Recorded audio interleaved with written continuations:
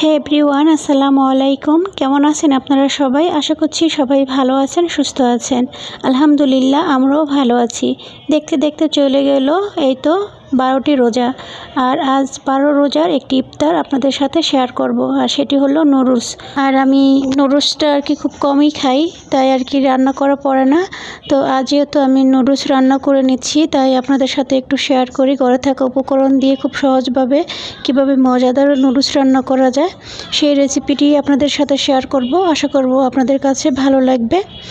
তো আমি নুডলসটা সিদ্ধ করে নিয়েছি একটু তেল আর লবণ দিয়ে। তো সিদ্ধ হওয়ার পরে আমি তো ছেঁকে তারপর পানি দিয়ে পরিষ্কার করে ধুয়ে নিয়েছি।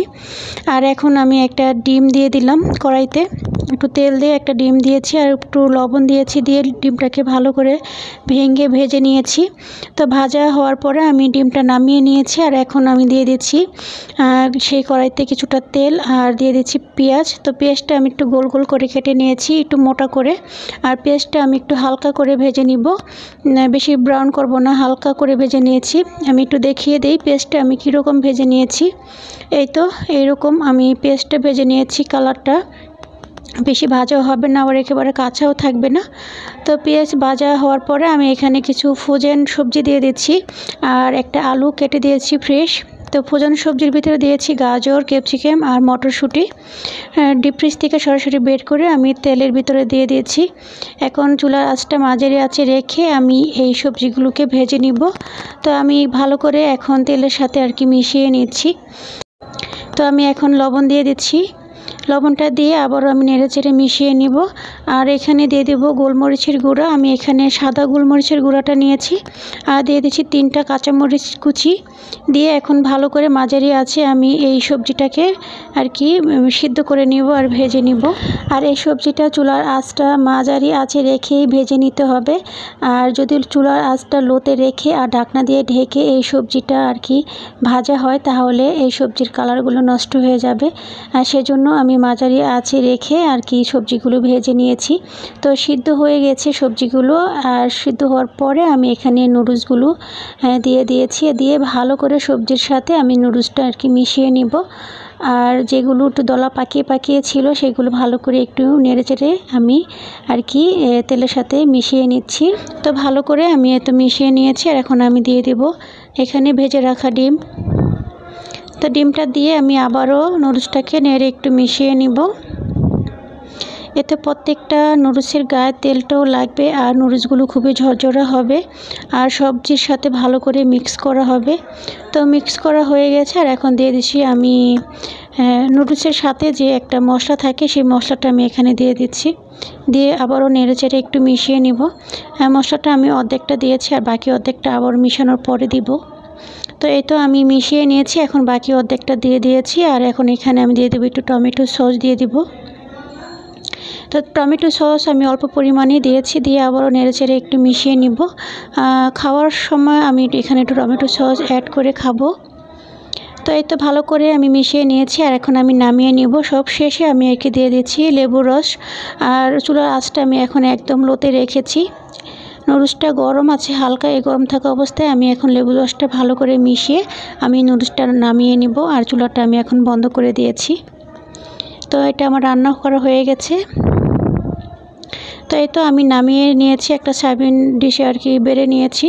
তো এখন আমরা ইফতারের জন্য কিছু ফ্রোজেন ইফতারগুলো যে আমি রেখেছিলাম সেগুলো এখন আমি ভেজে নিব ইফতারের জন্য।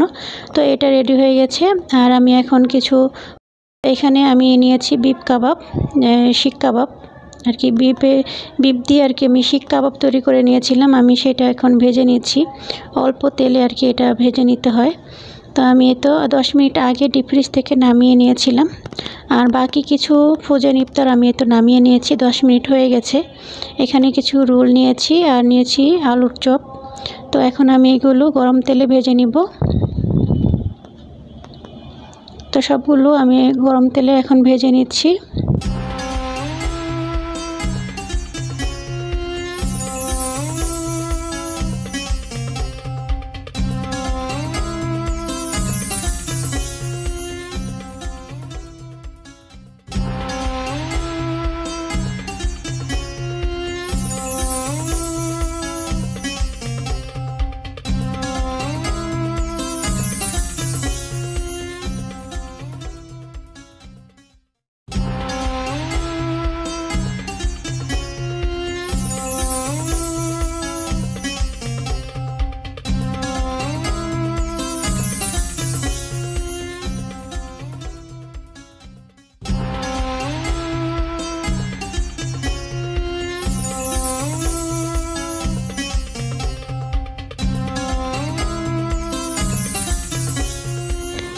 তো সব কিছু ভেজে কমপ্লিট করে নিয়েছি। আর এখানে কিছু ফল কেটে নিয়েছি, আর ফলের ভিতরে এখানে নিয়েছি খেজুর, আপেল, মালটা, আর নিয়েছি আতাফল, পেঁপে, শসা, আর বাঙ্গিয়া পেয়ারা আছে, আর এখানে কিছু ভাজা পোড়া, আর এখানে আখের শরবত আছে।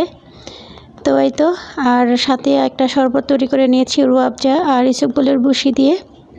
তো এখন আমরা ইফতারটা করে নেব, আর আমাদের এখন মাগরিবের আজান হবে। তো এখন মাগরিবের আজান হচ্ছে, আর আমরা এখন ইফতারটা করে নিচ্ছি।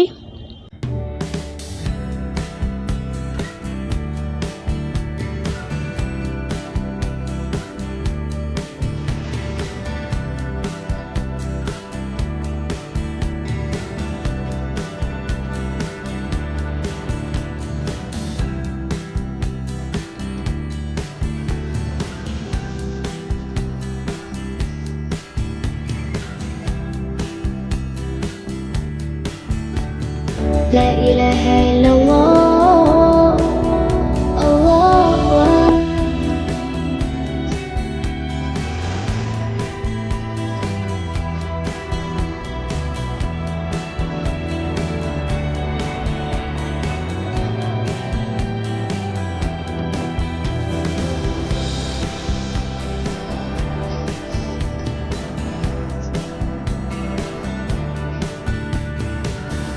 لا إله إلا الله الله أكبر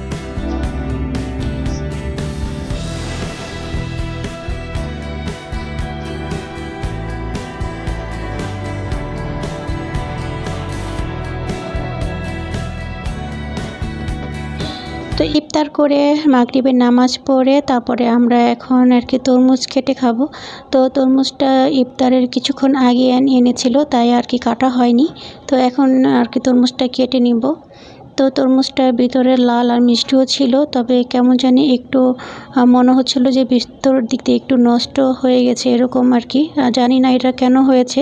তো প্রত্যেকটা তরমুজের ভিতরে এইরকম অবস্থা। তো যাই হোক, সবাই ভালো থাকবেন, সুস্থ থাকবেন, বিদায় নিচ্ছি। আল্লাহ হাফিজ।